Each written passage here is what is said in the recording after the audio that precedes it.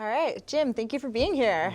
Thank you. Yeah, so we're going to be talking about your background and what got you to where you are today. Okay. So I'd love to just start. Did you always want to run a business? Is that something you had in mind? No. What did you want to do, and where did you I'm start? just playing with you. Where did you start your I career? started with my father. I came from a large family. Irish, Catholic, crazy people. Great family. And I wanted a drum cymbal. I've been a drummer since I was about 5 or 6 years old. Wow. And I wanted a specific Zildjian ride cymbal. And even back a long time ago into the, let's see, late 60s, a cymbal of that quality was $300, $400. Oh, wow. Which was like asking my dad for a $100,000 bank loan. But I asked him, and it didn't go over very well with my dad. No, he wasn't into it. He was gnarly. He was feeding a big family, and so he said, "What I will do for you, I'll put $50 down on this cymbal." And he asked, he had the owner come over, and he goes, "I'm gonna give my son 3 months to pay this cymbal off. Wow. He'll probably do it, but if he doesn't, I'm coming back for my $50." And so I was like, whoa. Give you some motivation. Yeah, and so my dad said, "Get to work. If you come up with the rest of the money, I'll keep my $50 in, and you get your cymbal. Cool. Now go get to work and figure it out." And that's how it all started. So I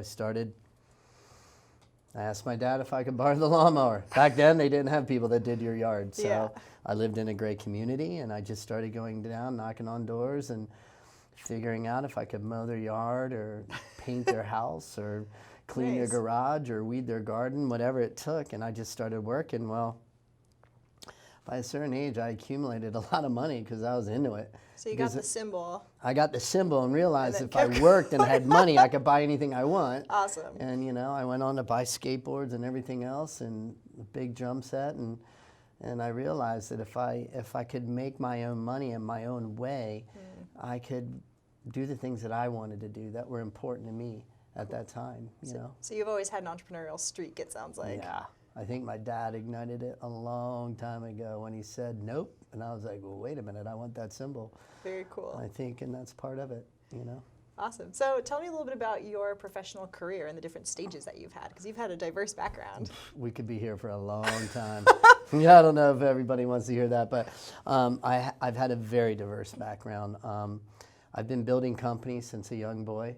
I've made really good money. I've lost a lot of money. I've gained it back. I've lost it again, gained it back, I've always taken a road that was much riskier than most people would want to swallow. I have an incredible wife, and I don't know why she married me, but I'm a risk taker. But what's funny is I won't gamble a 5 cents in Vegas. Not at all. When the odds are way against me and I don't understand it, I won't do it. But when it's something I'm passionate about, I'll throw down the money and the dice and the time and the energy to make it happen. Well, it sounds like you're talking about calculated risks too, looking at I you think know your odds and you know what you can do. Yeah, I think so. What I can do, what I know, I think my best skill is hiring a great team around me, right? That's a good skill. Well, I mean, I got a lot of weaknesses. I got a lot of strengths, and so I learned early in life. A mentor taught me one day, Jimmy, you need to put everything you have into your strengths and just manage your weaknesses. Don't put any time and effort into them. Just keep them in the closet in that bay and put everything you have into your strengths. And you think that served you well? Absolutely. Cool. Absolutely. Teaches you a lot. Awesome. So you were a professional surfer for a while? Yep, I was a paid surfer. Very cool. B level, not the big boy level, but I was more of I didn't do contests. I was an ambassador for brands. Okay. When that wasn't really even happening, but I was a musician, I skated, I surfed. Awesome. I was kind of like a poster boy, right? And it led me to meet amazing people around the world and surf incredible waves and just a kind of a free-spirited life for a while. But I always worked. Even though I was paid, I always worked. Yeah. Because I loved working. Yeah. And I love meeting people. Cool. So can you tell us a little bit about your company now, what you're doing? Yeah, I'm a part of 2 phenomenal companies. I'm very, very fortunate humbled by the team that surrounds me and helps me. Arctic Foam. Arctic Foam has been around for almost 12 years, started by Marty Gilchrist and Andrew Jakubowski. I was fortunate enough for them to understand my skill set and want me to come in and help lead the company and take it to the next level. We build the best surfboard foam in the world. It's shipped globally. We build complete boards for some of the biggest brands in the world, and that's done only internationally, so we don't take away from any American business. American glassers, American shapers, people we love, right? We also help the brands control their quality as it goes out around the world. And it's phenomenal. I'm around some of the best people on earth. I mean, surfers and everyone that's in that industry around it, most of them are really, really good people, kind people, family people, people that love the environment, the oceans. So I'm really fortunate. And, you know, we're launching algae foam, the first polyurethane foam in the world made from algae oil. That's instead amazing. of petroleum. Yeah. Right? And we've done that with Algenesis and Dr. Stephen Mayfield at UCSD. Wow. It was thought to be impossible. And it was a few times down the road, trust me. Big gamble on money and just, you know, I'm bald, no wonder. You're in distress like you can't even believe. But we made it happen. And, and right now on the North Shore, the Triple Crown, what's going on right now, it's all being tested by some of the best surfers in the world. Wow. And they love it. A musician, Jack Johnson, I guess one of his favorite boards by John Pizell is his algae board. Oh, cool. And that's really cool. I know Jack, good friend. He's a good person, loves the environment. You know, so I'm stoked that Jack's on the board. That's amazing. John Pizell, one of the best shapers in the world, he's been 100% behind it since the beginning. Nice. I can't even tell you how many boards he's tried. And then we have Earthwise Sorbents, which is really a cool company also. Came about as a mistake. Oh. Yeah, like a lot of great inventions. I love that. Right, so Yeah. so we had a hydraulic fluid oil spill at our factory. Yeah. The viscosity of hydraulic fluid is very thin, and so it just goes all over the place. Could be a 4, 5, 6 hour cleanup, right? And you know, I'm talking like 55, 60 gallons on the floor. I don't know how much it was. And my partner Andrew, who's here today, in a panic, grabbed a big bag of foam dust and threw it on the oil spill. Well, instead of the oil displacing, it came back into the foam. Wow. And cleaned itself up. And so what could have been 5 or 6 hours was 15, 20 minutes. Wow. So he calls me and says, hey, this is just what happened. And I was like, wow, that's efficient. We didn't lose any time, right? No time down. He's like, no time down. I was like, perfect, great, click. That's all I thought about it. 2 weeks later, I go down, he's holding a white pillow, 12 by 12 pillow. He's like, check this out. You're gonna love this, I know you. And he filled up a big bucket of water and then put 2 gallons of really nasty black oil in it. 10 minutes later, he dumped this pillow in there, and I did too. And 10 minutes later, that water was clear. Wow. And the pillow was black, and I was holding it up, and just clear liquid was coming down and into the water. And Andrew looked at me and said, hey, you think there's a business in this? And I was like, pfft. First I thought, sell our waste stream. Make a new product out of our waste stream. Love that, repurpose, right? Jack Johnson used to drive that into me, repurpose, recycle, you know. And then I looked into the market, and it's a giant market. $20 billion a year is spent on just the product alone, $20 billion a year. Big marketplace. I like the billions, so I was after it. And come to find out that most of the product in that marketplace is polypropylene, which is plastic. We can use our waste stream. We're going to be doing it for DOD, and it's great for on-land applications where 90% of oil spills happen, not in the ocean.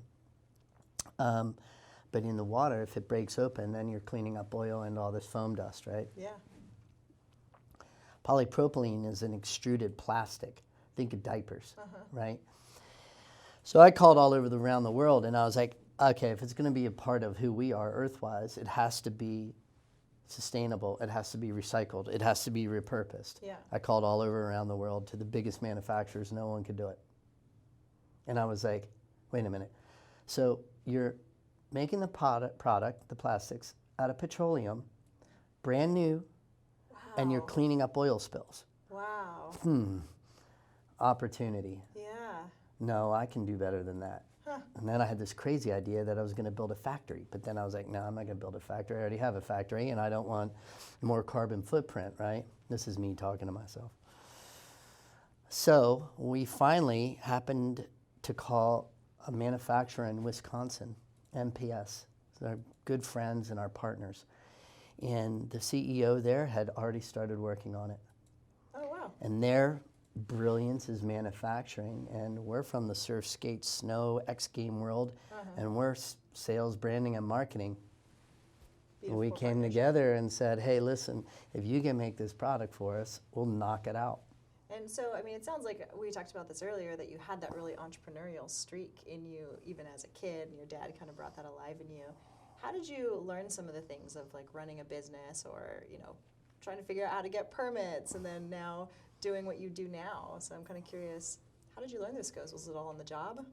I think most of it was, I think, running into the wall at 30 miles an hour. Pretty much did it every time, you know. When, you know, basically when I'm told no, I go, okay, well, that means yes in one way or the other, so I'm going to figure it out. And so I try to figure out how to do it. But if I was going to, you know, I talk to kids a lot and speak, and they always ask me, what should I do in college, you know? And I'm like, take business administration.